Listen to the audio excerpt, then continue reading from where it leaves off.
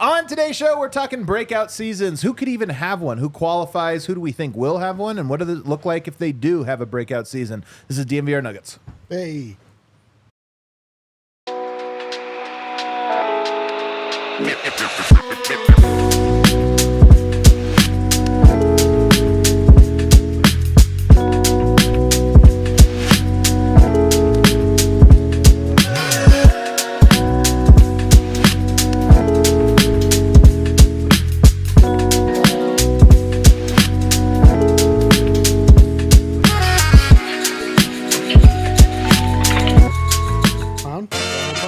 Down the clown. That'll be cool. Oh, man, this is the true dead week of the year. There's no Summer League, no Olympics. What is, everybody? Welcome to the DNVR show. There's a plea for help in the air horse today. We do have good stuff to talk about today, though, because we're talking breakouts. Well, not always. Most of the time, though. We try hard. We're talking breakouts. We brought in Brennan Vogt. Man, I'm trying to think of the breakouts I've had in my life. Mostly acne related. I was gonna say, unfortunately. I had bad acne too. Yeah. I started puberty early, but never grew taller. So I got all the, my voice was cracking, but I stayed short. Damn. So it's a tough scene. That was a tough scene. life. Another man with a tough life, D-Line Co. That's the exact opposite of every NBA player's origin story. I know. Where they all get a growth spurt. They're never like, oh man, I just started growing early. It's always like, man, I was a point guard and then I grew 10 inches. I'm summoning my inner summer league coach. Really? Today with this Nuggets themed polo. Look very official. Very official. It'd be funny if we all got a stab at coaching a summer league team. I mean, I could easily do it. I just be like, hey guys, go out there, have fun, work that ball around, and then I would just, make changes. Before we get into breakout seasons, though, you guys, we are live, of course, from the Toyota Lounge, driven by your Front Range Toyota stores, the official vehicle of DNVR, and you guys are joining us, obviously, in the Toyota chat. A lot of chat participation today, because I want you guys letting us know what you think of some of the topics, some of the different people, and what these breakouts would look like. But first, speaking of breakout seasons, Reggie Jackson has found a new home. Reggie Jackson is now a part of the Philadelphia 76ers. It feels a little weird, man. When I saw the news, it was a little unsettling. It feels like you feel the same way. Not necessarily. No, I vote for getting to do laundry again. First comment. We've been on the air for 5 minutes. That is accurate, though. No, I'm not heartbroken to see Reggie Jackson go somewhere else. I actually wasn't sure what reaction I was supposed to have. Like, I started to go through, is this good for Philly? Is this... I know. Probably not. I don't think Reggie was quite as bad as the situation at backup point, like at point guard in general. It just felt dark, and we knew that there was a cap on how good he could be, and he played so many games. He was not good, but I don't think he was quite as bad as other people think. That said, it's hard to feel like, okay, the Sixers just got a lot better or something. I mean, they need guys. It's a low signing. It's a low level signing. I mean, this is definitely not a thing I think you can be like upset about or anything like that. It's just funny. You know what I mean? It's just a little weird. I'm just telling you, man, like this is the way that the NBA and sports in general, I think specifically the NBA is to make sure that you are a hypocrite at some point or the other. Like it's just we got Westbrook. You have to like dig in somewhere and then only for it to be turned on you. Yeah. Like we didn't. I mean, there weren't a ton of people that were pining for Reggie Jackson to be signed. He was signed. It felt great. Like we were able to pluck him. He was like the main prize of the buyout market, which take that for what it means. But then him going to the 76ers feels dirty. Does feel dirty. It's like you had a date, didn't necessarily enjoy it. Then she immediately gets back with your sworn enemy. You're like, well, I wasn't into her. Now this is happening. It is weird the way it's sports. That's my guy. That's our guy. He's on our team. Yeah, he's on our team. We'll suffer all the sins. Right up until he's on the other team. It's like watching guys become Suns and Sixers are so weird. Right. But I always think about how much weirder this must be in hockey. Because you're like getting in fist fights. You're an enforcer. You're like, hey, that's my guy. You leave him, so you punch the other guy in the face, and then next year you all switch teams. Yep. She was just like the guy that you just punched in the face last year. Now he's your brother. That actually happens a lot. In hockey, the Nazem Kadri that was part of it, right? Yeah, Everybody hated that guy. Then he was our guy. It's like, we love this guy. He's the best guy. It's like Pat Bev. Again, I promise you that. And now, of course, that is the thing with Westbrook. I'm going to spill a little tea here, and I have to be very careful. Oh boy! After the season, I've mentioned this before. There were some guys on the team that took it very tough. We heard Hunter Tyson talk about how Christian Braun very, very bothered by the Nuggets losing. You know that means a lot to him. We also know that we have heard that Jokic himself is one of these guys that maybe was not happy with how much it hurt or did not hurt everybody this year losing and how much were people bought in. I think one of the reasons you hear stories like Jokic really wanted Russell Westbrook, I believe this in my heart. One of the main reasons was he's like, you know what? Whatever you say about him, that guy will cut off his arm to win a game. Yes. He cares so, and I just want guys that care on the team. And in his 10 years in Denver, you've got a little bit of both. Because in the NBA, you get a little bit of both. I believe Reggie Jackson was one of the, we lost? Damn. Man, that's whack. What are we doing tomorrow? What are we doing tomorrow? And I think that Jokic was very bothered by him specifically and his approach all year. Whatever you say about him, was he good, was he bad, whatever.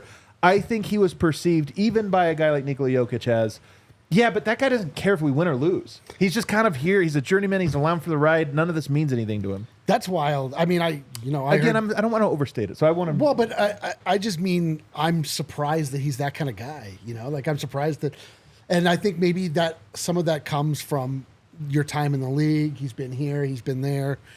Everything seems very impactful and important to a young guy like Christian Braun or a guy like Nikola Jokic, who really has his legacy and his, still has accomplishments on the mind.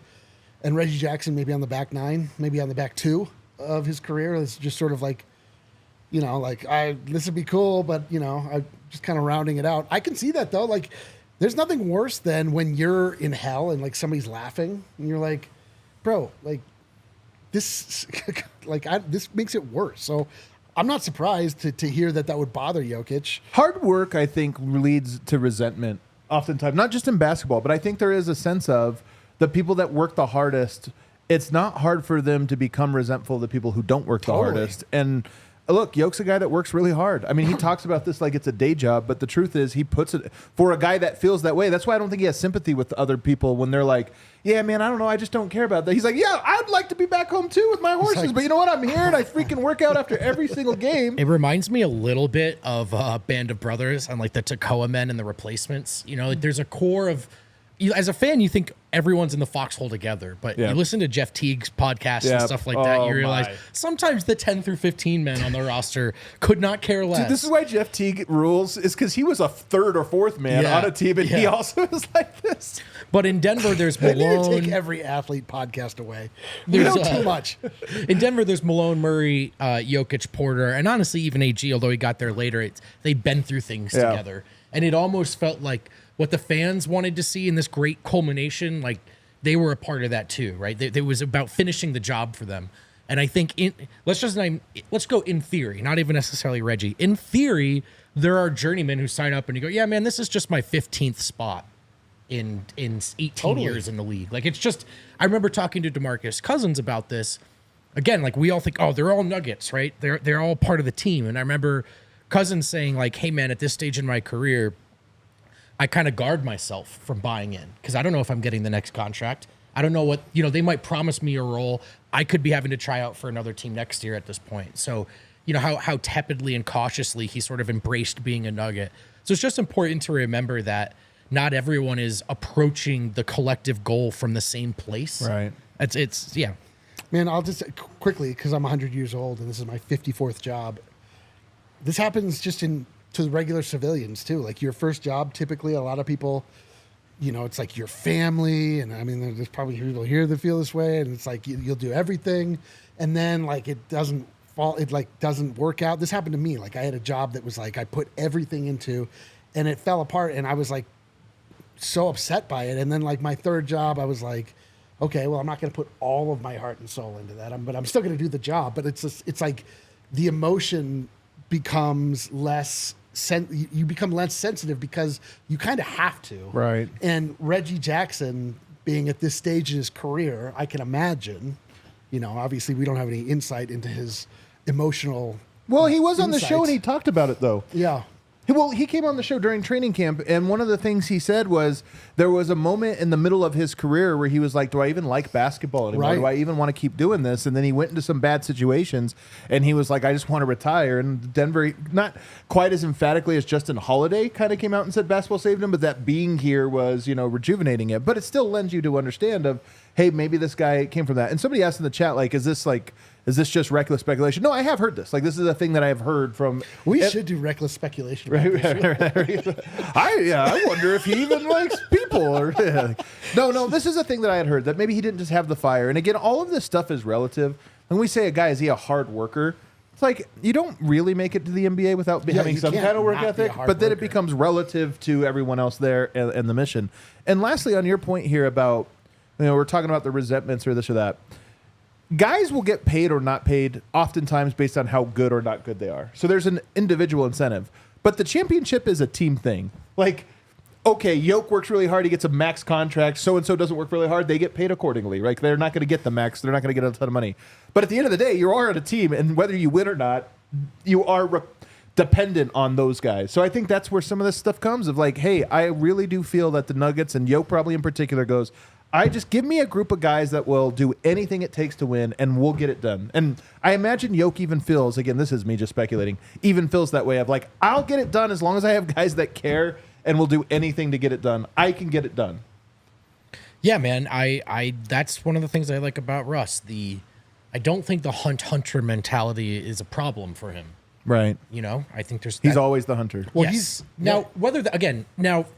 Former superstar, right? So that's not necessarily going to manifest itself in boxing out 100% of the time or perfect defensive discipline, but he's always going to care. He is going to play hard. He's going to care. The intensity is going to be there, and that is one thing that I liked about the signing. Yeah. I am with the chat though that I think Reggie. I don't like that Malone wanted to play him 82 out of 82 games. I like that Reggie was available to. Yeah. He played through a lot of injuries. I don't think he was that bad. I just think he wasn't. I just think you want to feel like there's I feel like Russ is a better flyer in terms of how good it could be. Yeah, the thing that differentiates those two players is that Russell Westbrook still has so much to prove because he has reached such high heights and there have been such great expectations of him, and he's really going the route, or has been going the route of a Chris Paul, a guy that never got it done but was an MVP and had all of these, people look to him, and the more guys like that fall, the more it hurts. I would imagine a guy like Russell Westbrook, an ultimate competitor, and Reggie Jackson, I imagine he's just he doesn't have those same expectations of himself, at least at this stage in his career. I'm sure that he wants to win a title, but right. I don't think it kills him. It can't. You have to have some emotional barrier between your heart. There was a comment there, by the way, from I think non-NBA count or something like that. It's called, where he says they expect, and I think that they, by the way, is us. They expect Reggie on $5 million to play like prime Chris Paul when MPJ and Zeke make $45 million and do bare minimum. LOL. Here's the thing, man. This is part of the dynamic. First of all, we don't. First of all, $5 million. That's what Bruce came in for, right? Played his ass off like that. So first of all, the money part of this. But you are right that this is one of the dynamics that is so hard in the NBA, and it is very real, especially for a team that's already won it. I feel like when you're on the climb, everybody kind of we got to win it. But you get over the hump, there is a thing of how much is Zeke Nnaji making? Yeah. You're saying, I'm not playing hard enough. That guy didn't even play. Right. And same thing with a Jamal or a Michael Porter or any of those guys. There is it's one of the dynamics of the NBA is everyone knows how much everyone else makes. And it is hard to be I'm making 1/8 of what you are, but I have to be the guy that's working just as hard. Right. So it is part of the dynamic. And they, in that sentence, is not us. Right. They is Nikola Jokic. And Nikola Jokic does not care how much you're making. He's saying... He'll find somebody that makes $5 million that'll play hard. Yeah, he's saying, I don't care. Everybody's got to care. Right. As much as I do. Right. By the way, if Porter did the bare minimum, he would be out of the league. I just want to reiterate that. If Porter did? Yeah. Porter works hard. He works really hard. All right, let's take a break.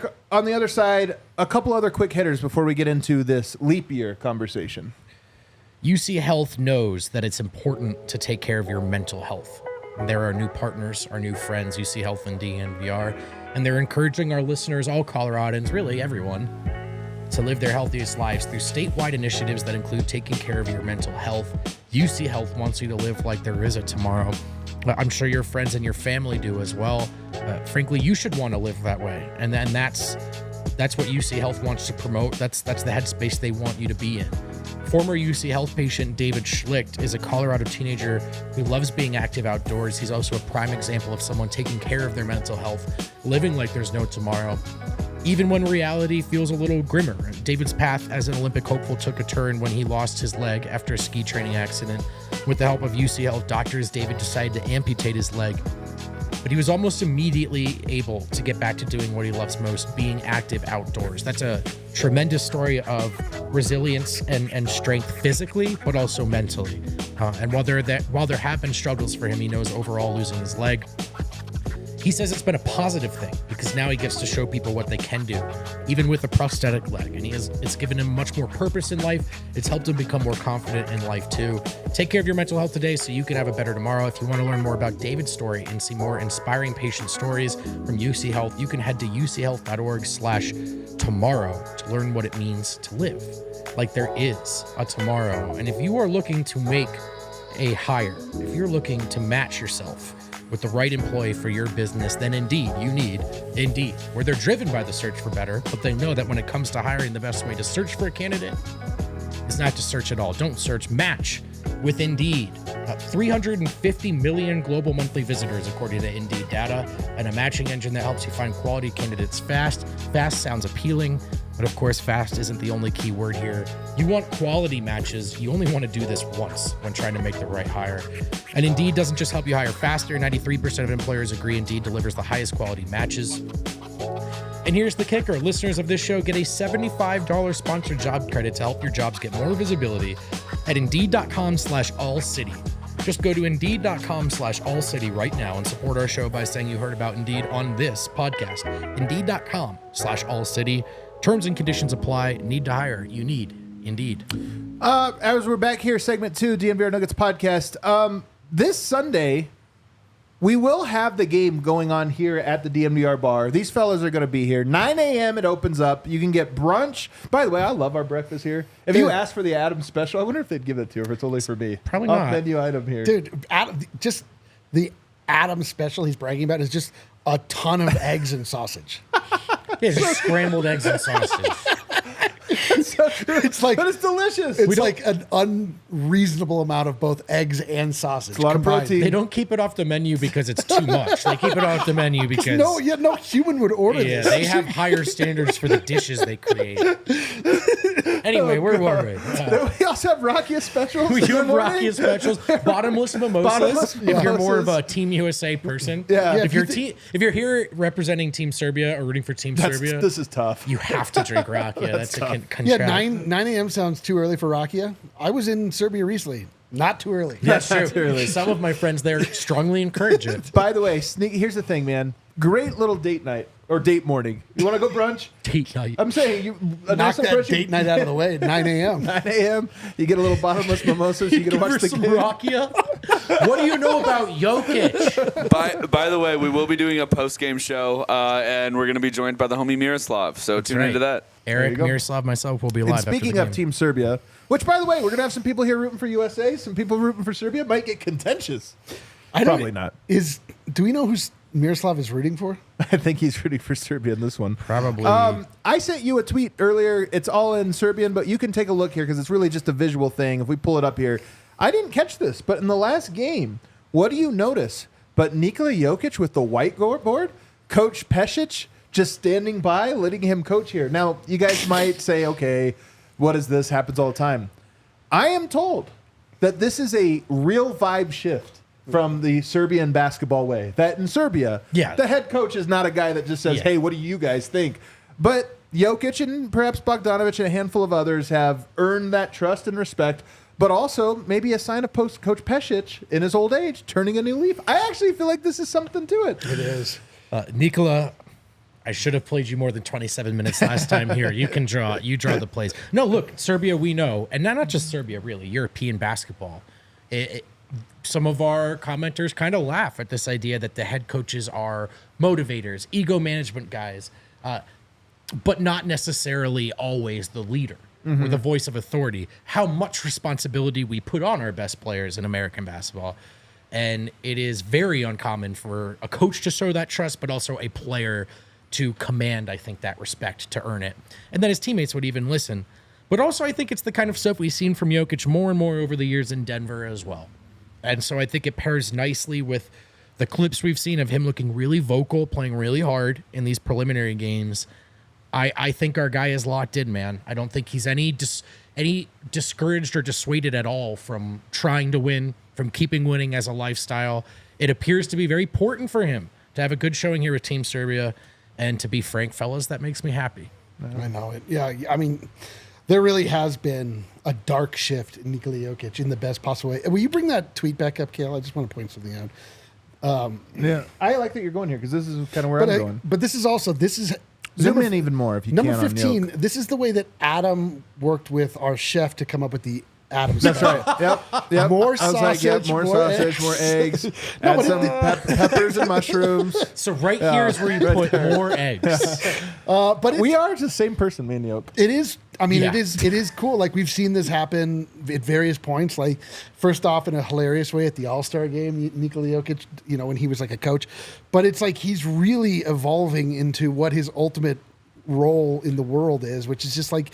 He sees basketball in a way that other people don't see, and it's like slowly dawning on him that it is his duty to spread that vision to others.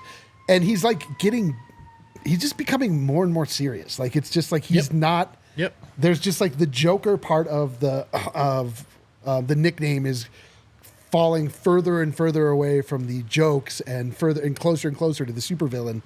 So, I mean, I'm like you guys. Like, I'm like very excited to see what grumpy, angry Jokic looks like for a full season. I think this is the thing I think of when I see this is one, it's really cool of Serbian basketball and Coach Pesic to be, open to this.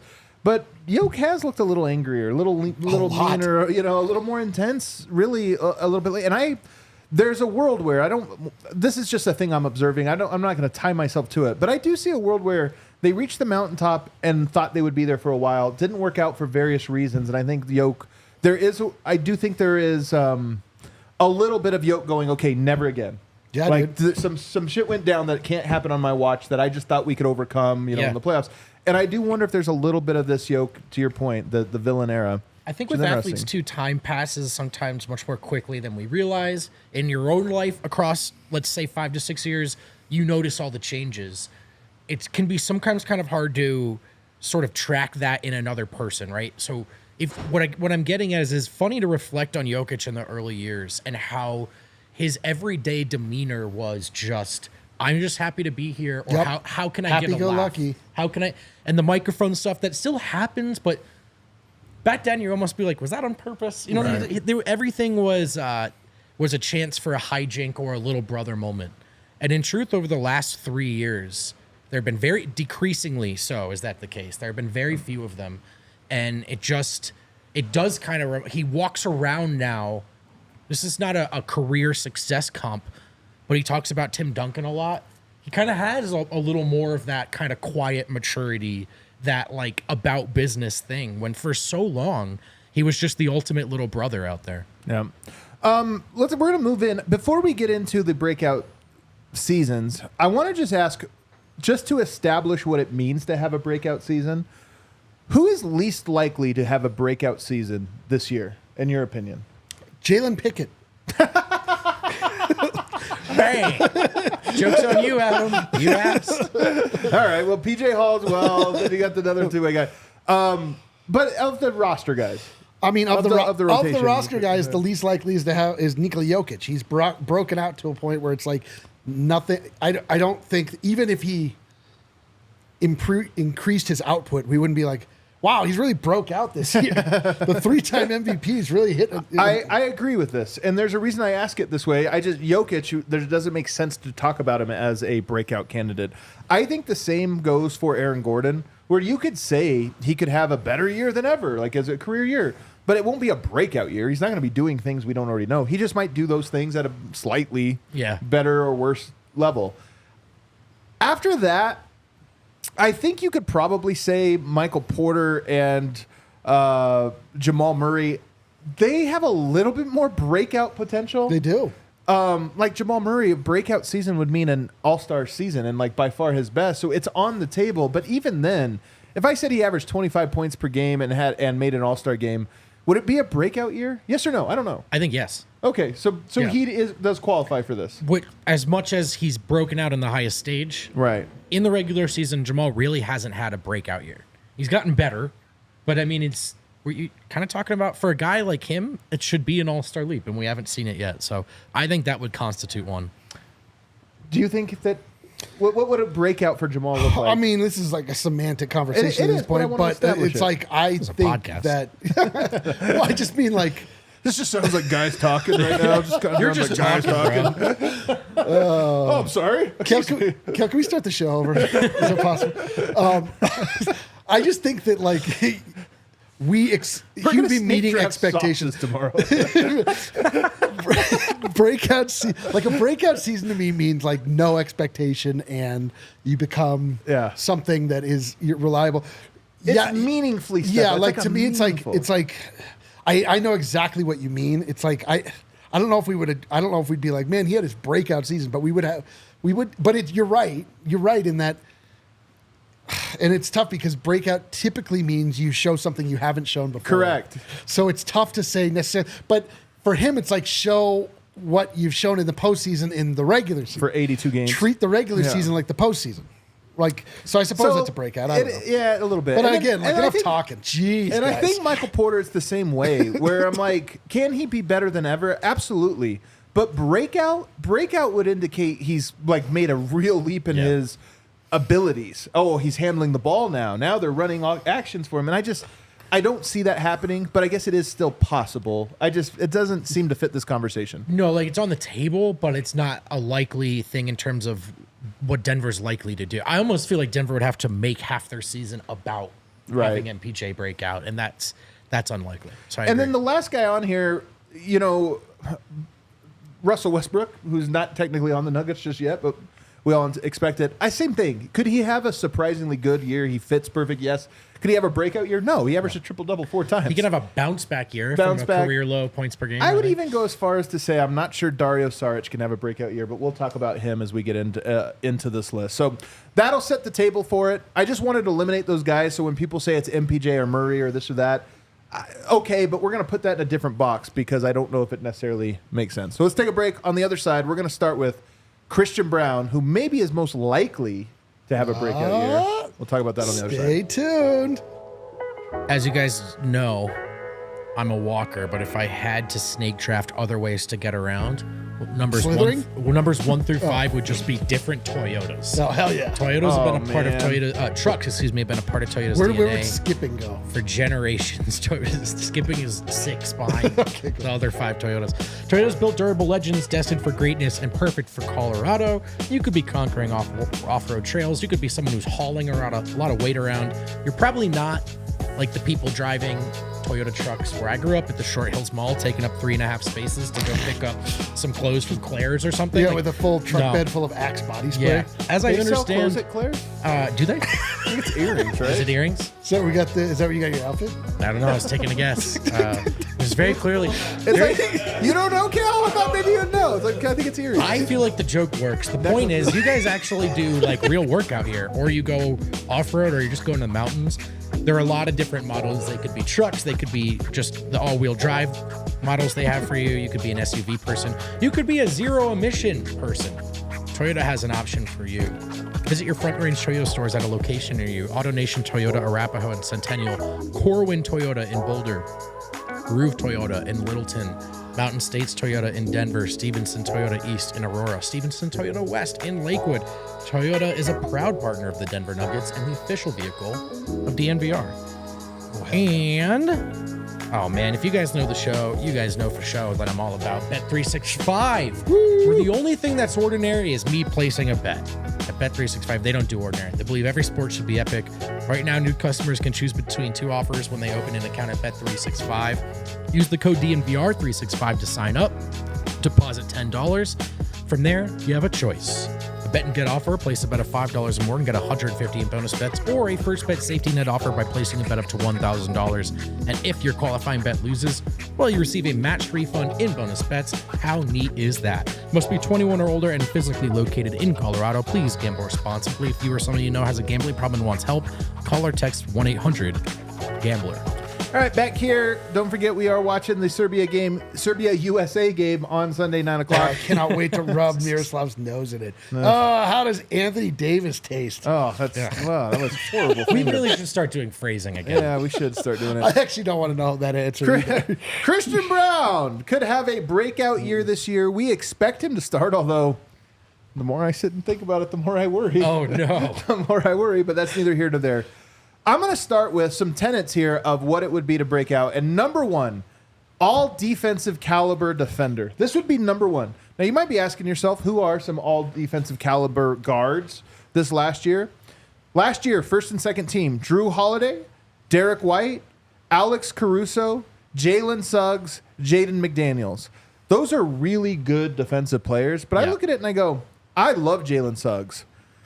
I don't think it's that crazy that he could be in this conversation. He's a really good defender. And a breakout year for him would start with, is he one of the best perimeter defenders in the NBA? It would start there. You know what luxury has is, I think, being able to focus most of its energy on that. It is so difficult to do that and then also be some sort of weapon on offense, right? Particularly shoulder any responsibility. Christian won't have to. Or in theory, it would be minimal, right? Cutting off ball, knocking down the occasional open three, but he's not carrying anything. And so I think not only can he should focus all of his energy, I think, really on 2 things. And that's those insane rebounds he grabs that he has no business getting and becoming a all defense caliber guy, guard defensively.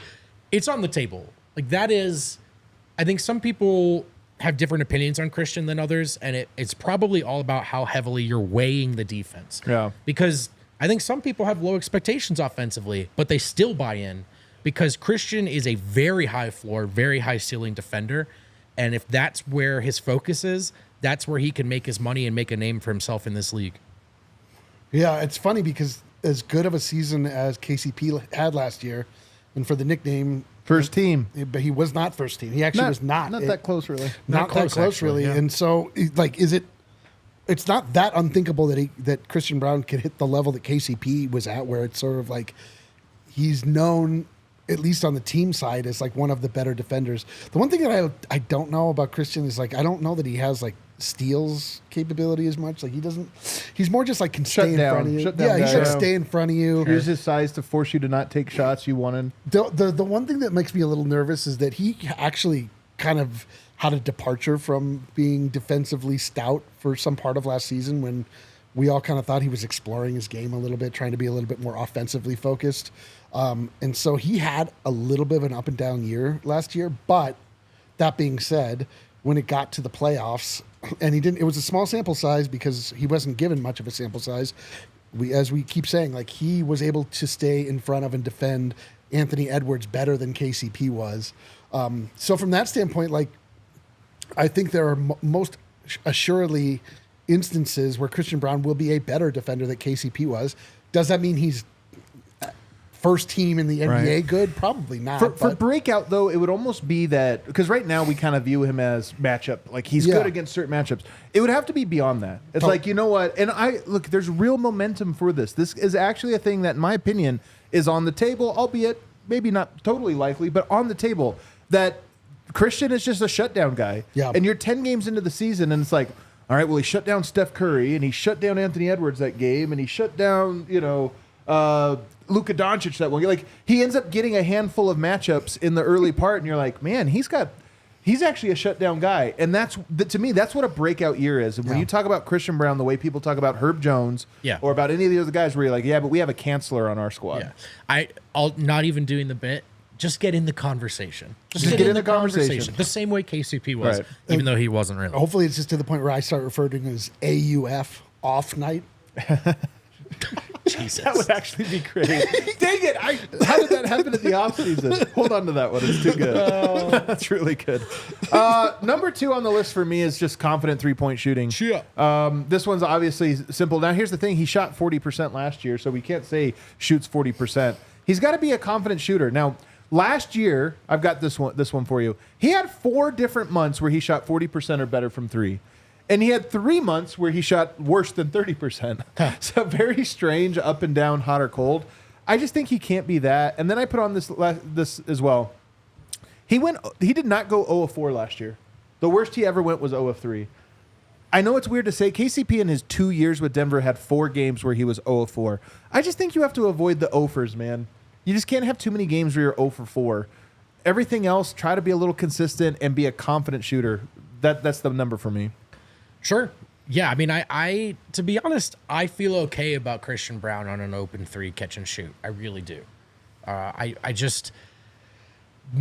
think so. Confidence, right? To me, it would be good percentages on contested threes, right? Like, is he, when it's not as easy to get it off, what does it look like? And I think, because I feel pretty good about him as just a 1 for 3, occasionally 2 for 3, 2 for 4 guy if he's left open. But I do think as things tighten up, will he hit contested threes? Is he able to get open on the move? Do they want him shooting off the move? There are some things they at least tried to do with KCP that I'm curious to see how that'll work out with CB as in terms of off movement shooting. But I think that there is a chance CB is better in this arena than the way we talk about him now. I think if he plays all his minutes with the starters, or most of his minutes with the starters, where they're generating good looks, I think he can find a rhythm. Here's the other part I have for him, D-line. He's got to hone in on the corners. Last year, he took 58. He shot 31% from the corners. To me, that's the spot he's going to be in. Like, where was KCP? KCP and Mike go to the corners. Yep. He's got to hone in on the corners. KCP took 121 last year. Christian Braun took 58. KCP shot 42% from the corner. Christian Braun 31. To me, I hope the number one thing he was working on this summer was, all right, I'm going to get a lot of corner threes this year. Let me be 40% from them. Yeah, it's interesting. Like, the idea of him being like a traditional 3-and-D is a little strange because I don't think of him that much of I think of him as a shooter when the occasion arises, but that doesn't feel like the best use of his skill set. Obviously all of these things play off of one another. I hope that he cuts a lot to the rim. Like, sure. I hope that he is the benefactor of a lot of cuts, but obviously, you need to be able to have the threat of the 3 to be able to keep the lane open, to be able to even drive in. But moreover, I hope that it's not just his game isn't fully predicated on his 3-point shot, because that feels like a mismatch of his skill set to me a little bit. But it's still that you're going to take him. Like, whether you're a 3-point shooter or not, he's inevitably at shooting guard. Yeah. He's going to have to make him. No, that's why I said confident shooting, because it's not about volume. It's not even about the number. You just are not a guy that every time you get it in the corner, we're all like, Or if you're in the corners, it's late game and it's pick and roll, and they're blatantly cheating off of you. Right? Totally. Make them pay. Make them pay. Make them pay. Have a couple high profile. And honestly, it's so funny, man. Reputation on shooting really does come down to moments. Totally. If he gets a late game, last 10 seconds, kick to a corner, they chose to leave him wide open and he makes you pay, it almost counts as like 100 threes. Every team is like, well, you can't really just leave him open. The last one I have here is, to your point, improved finishing at the rim. This is the big one for me last year. I looked this up. He took as many shots in the restricted area last year as Michael Porter Jr. and Jamal Murray, which is kind of wild. He gets to the rim a lot, again, because your game is he's cutting a lot, but he didn't finish great. He was one of 14 players to take 200 shots in the restricted area, but to shoot under 60%. I think there was some 150 players that took that many. He's in the bottom 14. Also in the bottom 14, Russell Westbrook. No, that'll be fun. Also surprisingly low, Jamal Murray, which was very surprising. Yeah, I brought this up earlier. This confused me deeply. 61%, I believe. Like Jamal Murray's ability to finish, and finish pretty. Maybe it's just I just weight how pretty his finishes are He's a very good pretty finisher. Yeah, I'm like, oh, he missed 3, but I only remember the one that was beautiful. But to me, this is the number. He has to be a very efficient rim scorer because, to your point, that's where most of his shots should come from. Yeah, I wonder if some of that is getting himself to the rim. He has a weird kind of non-layup package. Some people have the I don't know, they can go to their left or the up and under or the touch or whatever it is. Christian just kind of tries to go up and through you. But I wonder if it's like maybe some of those those takeoffs need to be designed to just draw and take the contact a little bit more. Who knows? He is, I've always kind of felt that way anecdotally, that he's very athletic, but finishing at the rim's a bit of an adventure.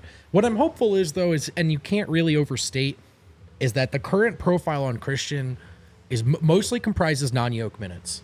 So how clean are these looks at the rim? Like, is it him forcing it because the half-court offense is terrible? Or is it he cut, everyone was sleeping, Jokic found him, and this is a wide-open dunk? So, I mean, I think I still want him to put pressure on the rim. I still want him to attack. But rather than just the ball's in my left hand and I'm trying to drive or something, it's you just cut off ball. You let Jokic do the work. Yeah, it's interesting. The next guy, I think, this player, so Christian Braun, because I think he's opportunity, is going to get the most opportunity. He's the most likely to break out. But I still don't know how high his ceiling can go on these things. The biggest breakout to me is he's just one of the best defenders in the NBA, and it's like well known and accepted. That's how he breaks out. The next guy might have the most consequential breakout, and that's Peyton Watson to me. Peyton Watson, like Christian Braun, it starts for me on can he be an all defensive caliber player? And the two wings, well, Giannis was one of them, but the two other wings that made the all defensive teams were Herb Jones and Jaden McDaniels. Well, we've comped him to that. Yep. This, for me, Peyton has a lot more skills. He's more dynamic, but it starts to me with if Peyton Watson is talked about next year, not just in Denver, but around the league, the way Herb Jones is talked about, that's the beginning of the breakout. Yeah.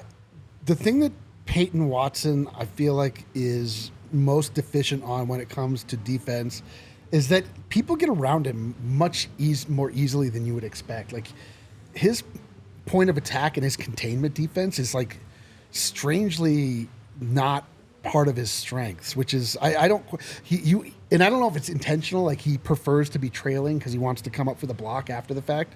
There's some of that, but it just feels like people get around him like pretty quickly and pretty easily. But he's a guy that is built like an all-world defender. His arms are so long. Right. He is so cagey. He's so rangy. We've obviously seen, what did he have, 6 blocks in the game? Like, right, yeah. We've seen the rim protection, which is he's the only person on this team that you can say definitively that's a skill that he has. So to me, it's like I think there's still a lot of like positional defense that he has to get in and team defense that he needs to sort of master, like being in the right place, cutting down on angles, not making it so difficult for himself. But there's some part of like making his, like getting faster with his feet that I don't quite understand, like why he's not just inherently gifted at that also. But he should be, man. Like, this is, you look at Peyton Watson, you're like, oh, that's a defender. Absolutely. This guy should absolutely be a Jaden McDaniels clone. I think the next step for him is to try to cut down on the fouls. Yeah. He is such a playmaker on defense. Yeah. Like, he goes to make a block or a steal or save the day, and often can and does in spectacular ways. He can also draw a lot of fouls in a hurry. And there's, like, I think the best defenders have found their balance between like what they're capable of in terms of defensive playmaking and discipline and trusting your teammates. And I can't get this foul here, even though the block would look sick. Right. Not that he's, I almost don't mind it though. Like, Jaden McDaniels gets a lot of fouls. There's something to, well, I guess I just mean you want to stay on the floor, right? Yeah. So there's just, it can't be like 4 fouls in 10 minutes or whatever. Yeah. But again, I think as far as a young player, that's mostly a symptom of aggression on defense, and I like that. I just think it's finding a way to be a all NBA caliber defender. He's got to stay on the floor, Right. So I am worried about the fouls. Who's more likely to get all defensive votes next year, Christian or Peyton? Christian, because he's going to start. Probably the right answer, and the right reasoning. Yeah. But Peyton Watson has the more spectacular game. And numbers. Sometimes numbers matter so much. Yeah, which is a lot of times, for the casual onlooker, that catches your eye more than just the stout positional defender. So I don't know, but both of those guys should by all rights be elite level NBA defenders, and now they're coming into their 3rd year.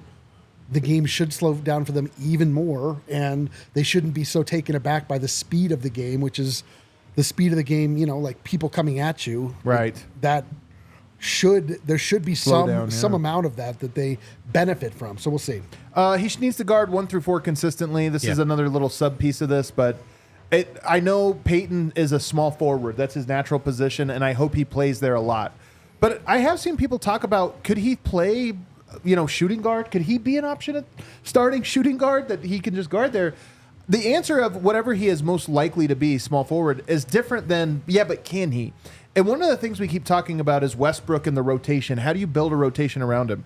Well, it would be a lot easier if Peyton Watson was able to play the 1 in staggered minutes, in the way that Michael Malone's talking about Julian Strawther playing the 1, or last year Christian Braun had to play the 1 in some moments.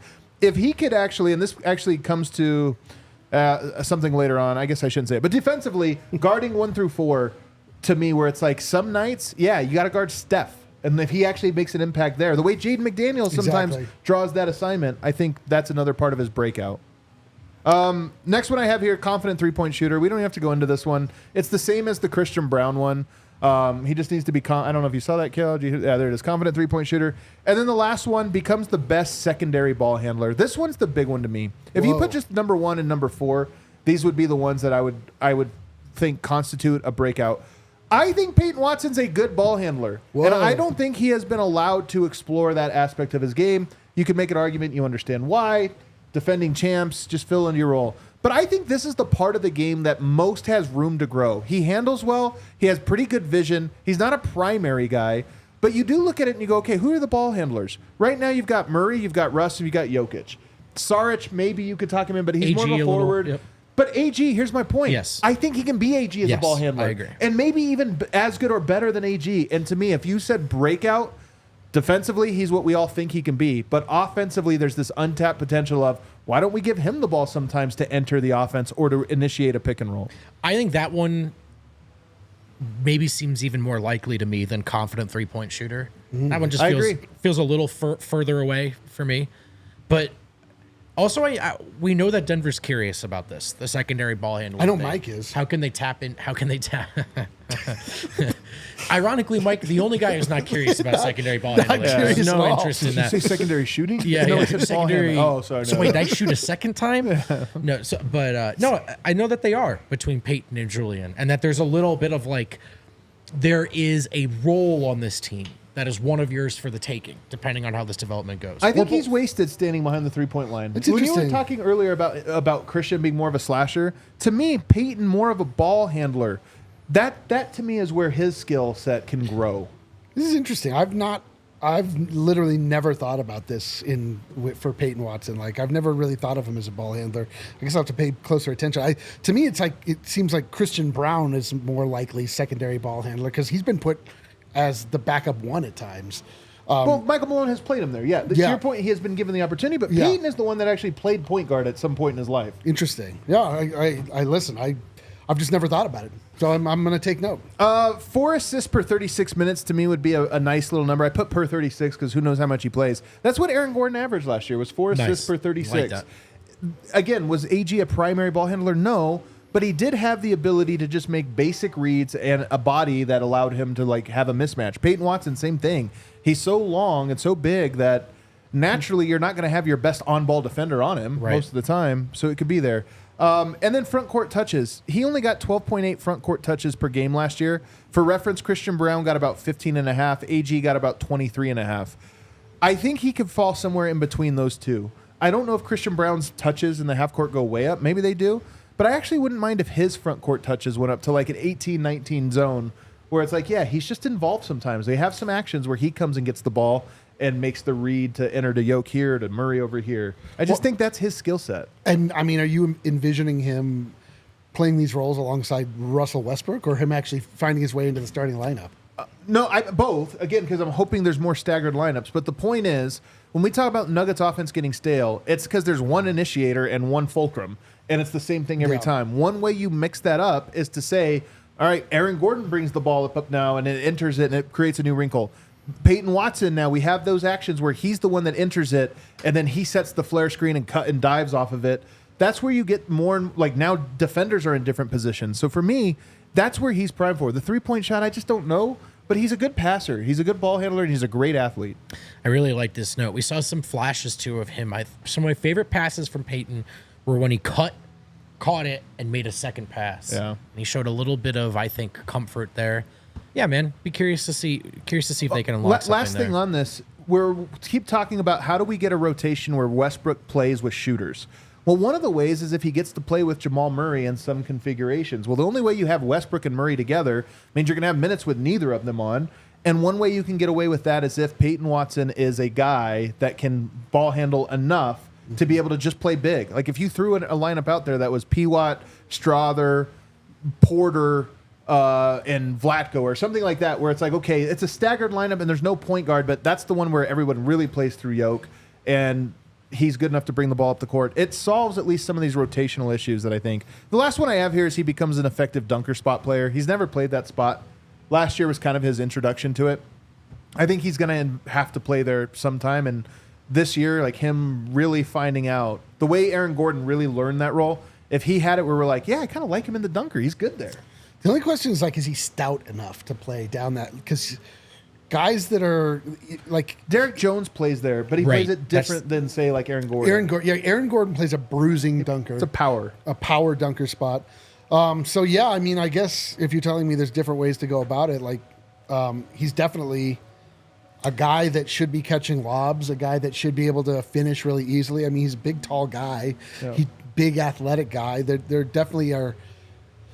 It's funny because we were just talking about yesterday about how the NBA views how you're supposed to play basketball different every year.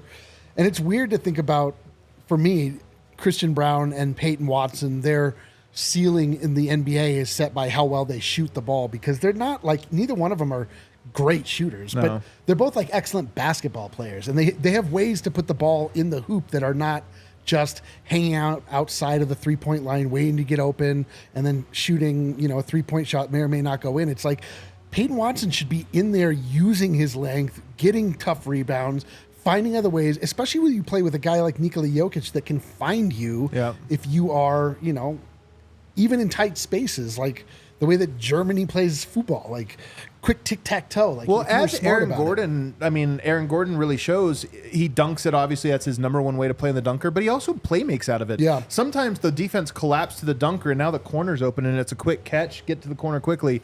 Andre Miller played the dunker under George Karl a lot. And it was because it was a nice little spot. They would actually have him stand out of bounds. Isn't that the layup he's playing? It's definitely the layup. It was him. Drew Holiday for the Celtics, all finals, was in the dunker spot because it just changes up defensive assignments, which is interesting. All right, let's take a break. On the other side, Julian Strawther, and then a host of others. Do you not have to hit the thing, Kill? We don't even have to hit the little bumper thing? We'll get it done eventually. All right, we'll hook it up. Well, I texted you. Well, I just thought we had to do the thing, and then the bumper comes up. That's just for our week, so they don't play on the thing. Julian Strawther is our next one. I'm going to tell you my first thing for him to have a breakout year, and it's going to sound simple, and it's going to sound obvious, but it actually is like less than 50-50. He has to play 1,500 minutes. Yep. 1,500 minutes. If we just look back, P. Watt last year, 1,488. So he needs to play as many minutes as Peyton Watson played this year for him to have a breakout, what I would consider a breakout. Christian Braun this year played 1,655. Christian Braun played, we kind of think of him as playing a lot. 1,500 minutes is a lot. Yeah. Will he get their vote? I think so. If he stays healthy. Holiday 862 for reference. Yeah. No, look, I think Strawther is in Malone's plans, flat out. He has to lose that, get hurt, not play well, etc. Do you agree? Yes. Not only is he's most assuredly in the plans of the front office. Like they have been counting on this. This is what they've been building towards. Calvin Booth said as much that they are willing to sacrifice a year of championship to be able to build up internally their guys so that they can then take the spots of these higher paid players.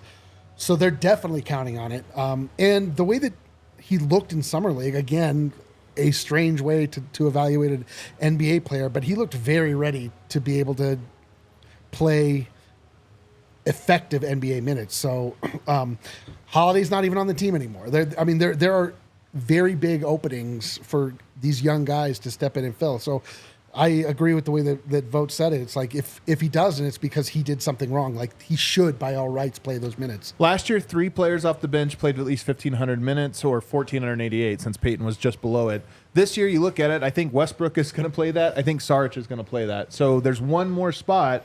And it doesn't even have to be that. It could be the one way he could be below 1,500 is if he's sometimes the guy, sometimes not. Then you fall into that holiday territory. But wouldn't you like to see it be like 4 guys this year, Peyton and Julian, for the sake of like what that means for having spread out the workload? And I think there's just only so many minutes you might not get there, but I would like to for sure see more consistently, closer to what it is. And then I put 300 field goal attempts and at 40%. So these numbers, Murray, for example, last year took 341. KCP took 308. I think he has a quicker trigger than both of those guys, honestly. So I put 300 just because he's not going to play the minutes as those other guys. And then 40%. That's a breakout year. Yeah. That's a lot of threes to get up. Plus, he's going to be one of the players in that bench unit that is looked to bring scoring. So, like, his role is going to probably require that he takes that many shots. Yeah. And I mean that feels very like his. I love his shot. Like, what are the chances he leads the team in threes? Low. Why? Because of opportunity. He, I believe, leads them in. He leads in 3-point attempts per 36 minutes by a full shot and a half over Michael Porter, but that's per 36 minutes. He's not going to come anywhere close to that. I kind of doubt he's going to shoot 40%. I do too. I think it's going to be like a 38, and then there are some nights where he lights the world on fire, and some nights where it's when the juice is loose. The floor is kind of lower on his any given shooting nights than you'd think for a guy with all of his talent and his skill set. And I think some of it is, and actually reminds me a bit of Mike. Sometimes guys are so good at shooting that you just want to be like, hey, you can set your feet. Yeah. You know, you did have time. Right. And I think Julian has a little bit of that. I have on here that he has to contribute as a defender. I don't want to get unrealistic here and say he's a good defender. He just has to contribute and not be an anchor. Yeah. I mean, this is one of the things where we're talking about how do you pair someone with Russell Westbrook. If that's not a story this year, if it's like you just put Julian Strawther with him and now he has a shooter, and you're like, how's the defense? It's fine. Yeah. It's fine. It's just a normal bench defense. Right. Yeah. Again, I mean, he's built for it. Yeah. He should be good. And then I put on here another one, become secondary ball handler. I think he has an inside track on this, maybe even to Peyton and Christian both, because Michael Malone seems to be calling for it. But right now, that's the part of his game I don't know if I'm buying. But if he develops that, it would be a breakout thing because the Nuggets desperately need it. If this was a guy that we just thought of as, a guy that initiates offense all the time, like we thought of Bruce Brown, if he could get to the Bruce Brown level of ball handling, it's like, oh, Denver has another one now. They desperately need it. That would lead to a breakout for him. This seems likely. This seems likely. This seems like the Nuggets are prepping him for this role. It's wild to me because I actually like Peyton as a ball handler more than I like Julian. Julian just is more of a threat to score, which obviously helps off of the ball handling, but I don't know. And then here's another one for you. Finds a 2-man game with Jokic, Saric, and Westbrook. He's a rare example of a guy that is probably going to play with all 4-man game? Well, no, each of them. He's a rare example of a guy that we think is going to play good minutes with Jokic, good minutes with Westbrook, good minutes with Saric. And if he just has actions that he does, I mean, with Westbrook, it's more of just being a floor spacer, so it's probably not a 2-man game. But if it's like, yeah, we like when he's out there with him. And then with Saric and Jokic, it's like, oh, man, they always run this action. They always get something good out of it. Love it. Absolutely love it. Closes some games. This is another one on there. Like, I do think that one of the mistakes I think Michael Malone made this last year was probably not giving us enough of these. Like Peyton Watson didn't close games very much, and then you get to the playoffs and he didn't trust him. Right. I think this is a year where I would love to see Strawther close like 6-7 games just because he was shooting the ball well, and Malone's like, hey, that spot's open for closing, and he just hit 4 threes in a row, so we're going to ride him. That is definitely the Michael Malone MO at times. Like, he will ride the guys that are hot but generally speaking, as a message to the other players. So that's a little bit of a double-edged sword. Like, if he's closing, it doesn't mean that necessarily he's ascended, but more so that he's mad at the starters. I'm very curious for this part of Michael Malone's season. How does he close games? Because between Strawther and Westbrook, I have a feeling he'll be tempted sometimes with Mike or CB or to change things up. Yeah. But we'll see to what extent. The last one I had on here, just about playing minutes in the playoffs. Why? Because both Peyton and Christian collected DNPs their first real season. For Christian, that was his actual season, and for Peyton last year, this is like his first real season for Julian. Last year was kind of a half season. Yeah. If he has a great year but does not play in the playoffs, Denver needs him. They don't have a ton of shooting, so they kind of need him not just to be a good regular season player, but to be playoff ready. Definitely. To me, that would constitute a breakout year. Zeke Nnaji, Vlatko Cancar both, I think, qualify. We don't have to go over them today. Maybe we'll talk about them as surprise breakout candidates. Would be a surprise, yes. I mean, it's on the table. It's on the table. Zeke Nnaji breakout here. It's would be one of my not favorite. on the table. It's not on the table. It's not off the I table. can't wait for the episode when The he's last not on the team anymore. For our outlandish the last thing, predictions. real quick here. Give me your order of who you think is most likely. We just did the big three effectively for the breakout candidates. Give me the reason. Give me the order. I am going to say Most likely to least likely. I'm going to say Christian Braun 1, Peyton 2, Julian 3. Just know order we did. What do you think? I know. That feels right. Although I wouldn't be surprised if Julian Strawther actually leaped over Peyton Watson just because Malone really likes him. I mean, he chats him up a lot. I just was very impressed by what I saw, and again, you have to keep tempering that with the fact that it was Summer League, but I just was very impressed with the growth that I saw. Not to say that, and if we're comparing apples to apples, like Peyton Watson's second Summer League was kind of not great. Like he was trying to do too much. We expected a lot more from him.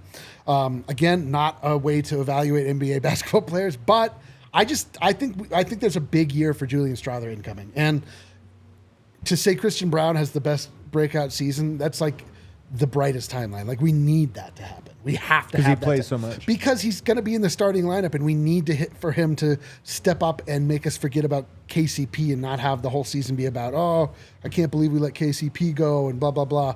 Christian Braun has to have a breakout season, but I think that Julian Strawther is going to have the most surprising season.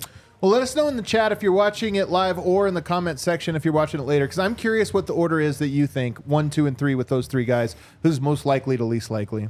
Let's get some super chats, huh? Get out Oh, of here. hell yeah, dude. The exquisite one, Cedric himself. CB equals Wade. P-Watt equals LeBron. Cat face crying emoji. Strawther equals Bosch. Just a funny Miami contrast. P.S. No D-line. We want a mukbang with me and you. One day on my show. Stay tuned. This is starting to turn into the movie Seven. Yeah.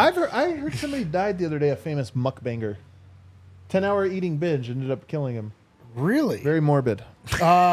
Very dark. I wouldn't mind. I wouldn't mind going out like that. Actually, I'll ask you that's more not about that's not the worst I'll way ask to you go. more about Death by Gummy Bears. Let's go. Jeremy J. Rock Michael. Serbia will beat the Americans. Jokic will shine. Well, I hope we did watch rooting those for it. two play already. And Diz, I think next season might be cooked, y'all. Oh, my. Like it's in some sort of microwave. Diz, Well, we've already lost Diz. We lost Diz, man. This far away from the season. Diz is out. Cedric Exquisite. Hashtag hot take, please rate. Serbia beats US. Joker wins with 30, 20, 25. 25 assists would be a lot of This assists. it's not out of the realm of possibility. I'm going to go 5 stars, Cedric. I'm going to go 5. If they were all 2-pointers, all 25 of his assists were 2-pointers, he would have contributed 80 points. But Serbia beating the U.S., the U.S. has shown themselves to be a little bit vulnerable, but Except for I when do they played think Serbia. Except for that, I don't think that they're actually that vulnerable. I think that when they start, LeBron will just be like, "Shut up and give me the ball." Yeah, I think so too. Sean Croissant. Is it possible that this new roster, including Russ, is a better overall team than last year's? Yes. Subtracting KCP by adding bench pieces seems healthier? It's so funny to me to see the inside and outside perspective on the team, because there are some people that are high on Denver. Like, I like what they've done. So we'll see. There's some people that are very low on it too. Those people are generally in our chat. Yeah. Josh Barnett from Down Under.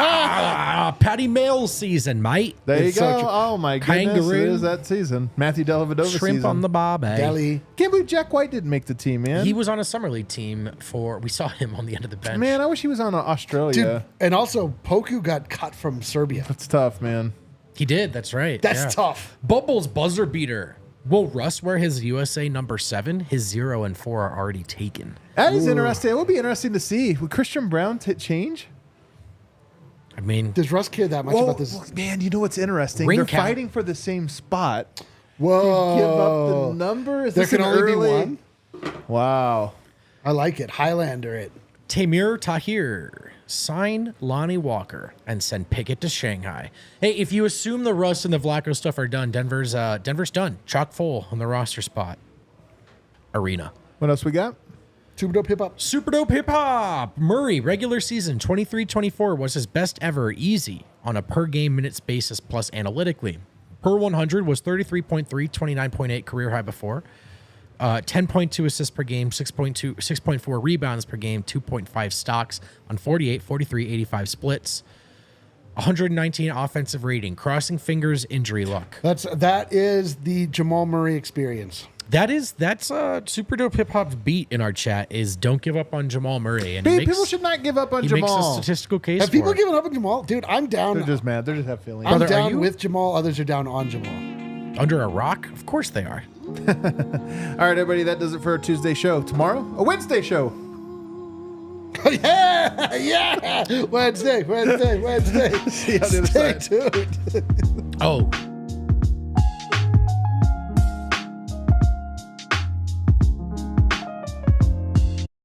We all silly like the mayor.